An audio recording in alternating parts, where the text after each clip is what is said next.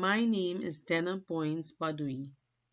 I am going to reveal to you the why in my teaching methodology by analyzing the results of my TPI survey, identifying my dominant, backup, and recessive perspectives, examining internal consistencies and discrepancies, and lastly, considering my next steps. Much of my years' experience as a teacher involved me in the business of how to effectively deliver concept lessons, how to motivate students, how to use technology to enhance learning, and so on. Behind all this lied the implied message that I should conform to some conceived notion of a good teacher, to the singularity of good teaching. I am now given the opportunity to explore and analyze why I teach the way I teach. Is the way I ask questions, listen, and respond affected by my beliefs about learning, knowledge, and my appropriate role as an instructor? Are there any discrepancies between my beliefs, intentions, and actions about teaching and learning in my subconscious?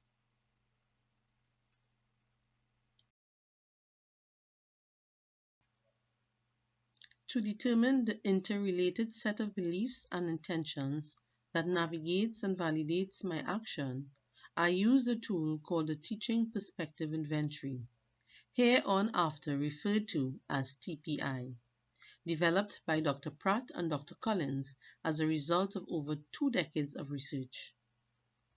The TPI identified my dominant or codominant perspectives, my recessive perspectives, and the backup perspectives I have. These perspectives are transmission, apprenticeship, developmental, nurturing, and social reform. It drew out from the tangled web of information my beliefs, what I believe about teaching and learning, my intentions, what I try to accomplish during the teaching and learning process, and my actions, what are my actions when teaching. These subcategories will aid in identifying states of internal consistency or internal discrepancies within my various perspectives. Internal consistency exists when beliefs, intentions, and actions all align. That is, when scores lie within 1 or 2 points of each other. Internal discrepancies occur within a perspective where beliefs, intentions, and actions do not align. That is, where scores differ by 3 or more points.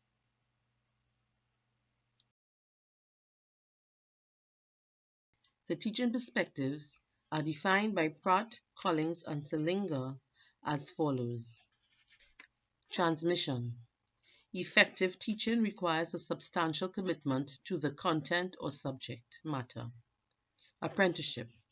Effective teaching is a process of enculturating students into a set of social norms and ways of working. Good teachers are highly skilled at what they teach. Developmental. Effective teaching must be planned and conducted from the learner's point of view. Nurturing. Effective teaching assumes that long-term, hard, persistent effort to achieve comes from the heart as much as it does from the head. Social reform. Effective teaching seeks to change society in substantive ways.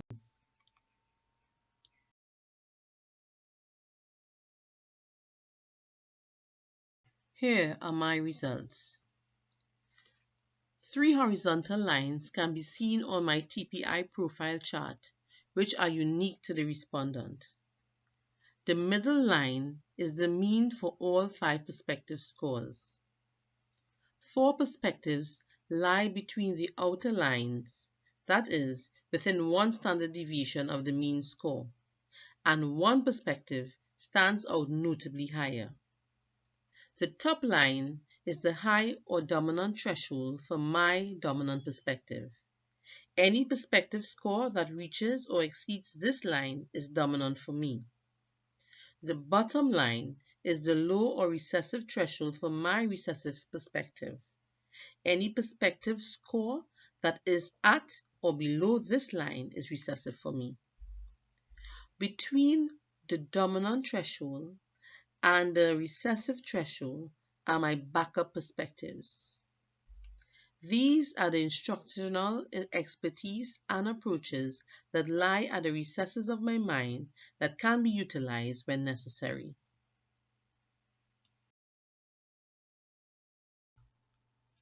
The perspective which stands out notably higher than the rest for this cohort, that is, my dominant teaching perspective, is nurturing. This score of 43 is significantly high, as scores for each perspective can vary between 9 and 45. This cohort of students, for the first 3 years of secondary school, have failed mathematics, obtaining marks below 25%.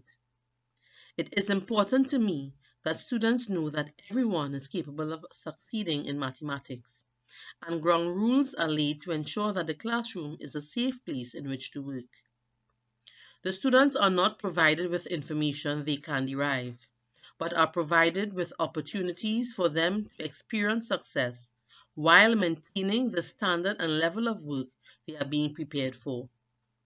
It comes as no surprise that the nurturing perspective is my dominant one, as these are the things that I strongly believe, where I am most comfortable. This is not only evident by my score of 43 and the fact that there is internal consistency, but by the fact that these students have shown academic progress, are highly motivated, and have become a source of strength to their peers. The next four perspectives lie within the backup perspective zone. When considering these four perspectives, the profile appears flat.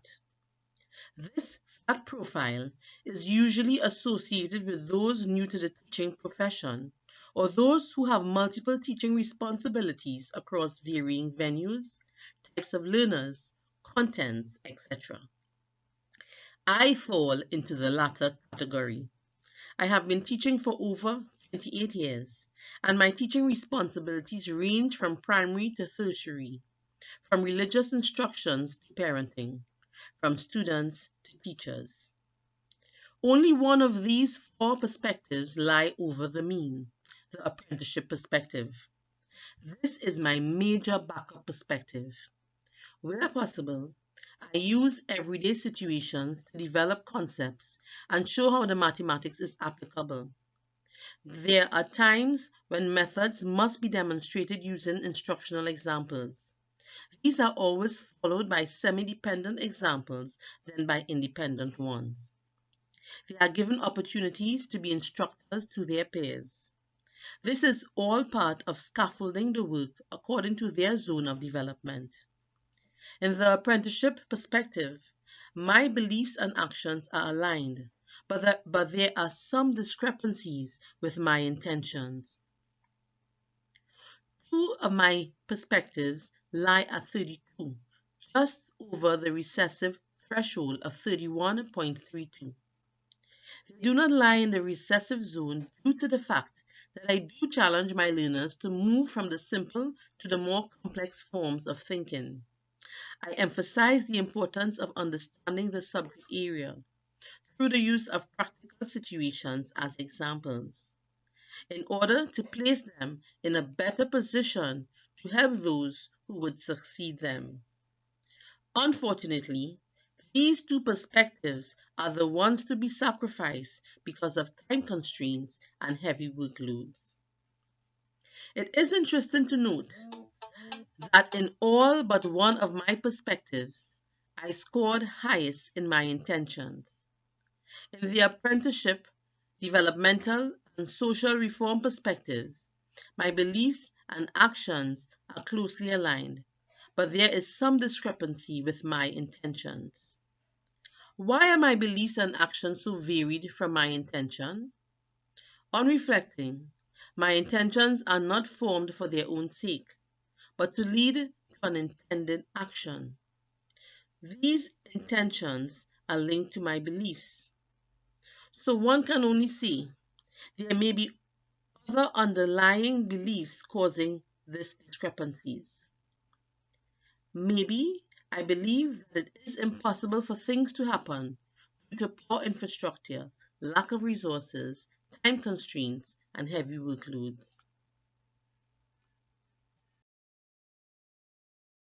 Taking the TPI has given me the opportunity to look at why I teach the way I do. Presently, I'm comfortable with where I am at, but I know this can change.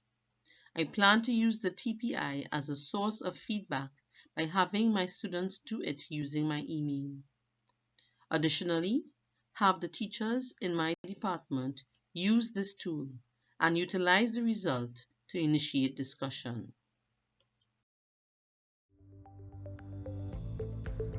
This is my interpretation.